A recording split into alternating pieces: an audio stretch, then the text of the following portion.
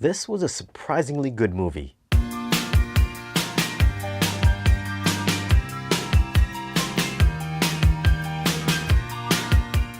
In for a review, we've got Love and Monsters on 4K Blu-ray.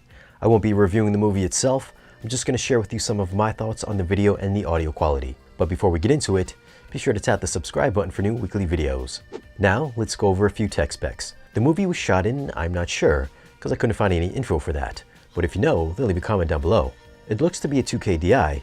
Again, not sure, so if you do know, then leave a comment. It's rated PG-13, runtime is 109 minutes. And the aspect ratio is 235:1. So this is the first decent movie I saw I think dropped at the same time it hit the theaters. I mean, Bloodshot was okay, but I think this movie has a far better watchability factor. Bloodshot, however, I think has a slightly better video quality. Not that this one is bad, it just isn't as clean. If you like that 4K crispiness, then Love and Monsters is gonna come up a little short. I do think this was shot digitally, maybe 2.8K, so there is a slight softness to the image and some very faint noise. It's kind of like very light film grain, so fine detail and edges aren't as sharply defined. Still, it does look noticeably more refined than the 1080p Blu-ray. The CG monsters benefited with the added resolution and clarity. The monsters I wouldn't say look exactly lifelike. I thought they were more on the cartoonier side. But in the context of the movie, I thought they worked really well and did blend in with the live action stuff perfectly fine. The monsters have a ton of detail and textures that are rendered great, and even some of the creatures look very, very real. Sometimes the extra sharpness of 4K can make CG look out of place, but like I said, I thought it did work well for the movie. Thank you, Mr. Boulder Snail! Now of course, close-ups and all that were still really good. There were visible pores and individual strands of hair, and the landscapes were a nice upgrade from the regular Blu-ray.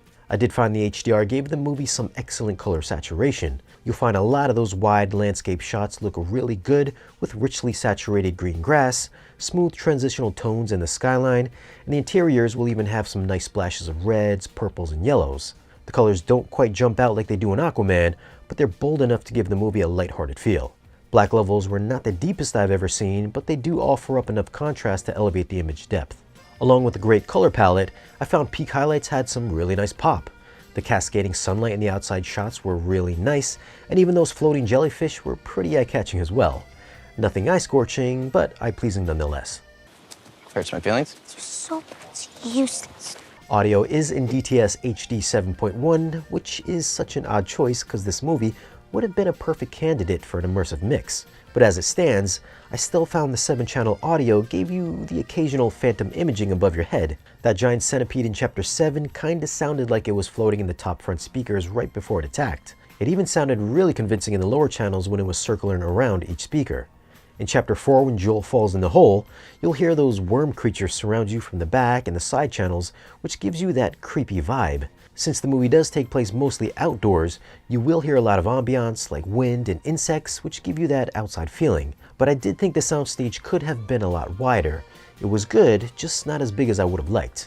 As for bass response, this movie does deliver in that area. When the frog comes out of the pool in Chapter 3, those footsteps should shake your entire room. I thought the bass dug really low and will give your subwoofers an ample workout during all the monster attacks. And dialogue was always fine and easy to hear. So for audio, I'm gonna go with an 8.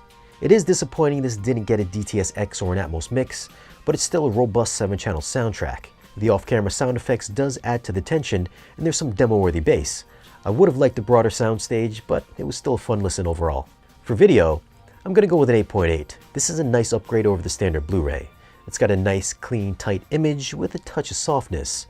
I feel the HDR does a fantastic job of bringing the monsters to life and also gives the movie a fun, enjoyable feel. If you're in the mood for a light-hearted action adventure comedic movie, I think you might find this movie an enjoyable watch.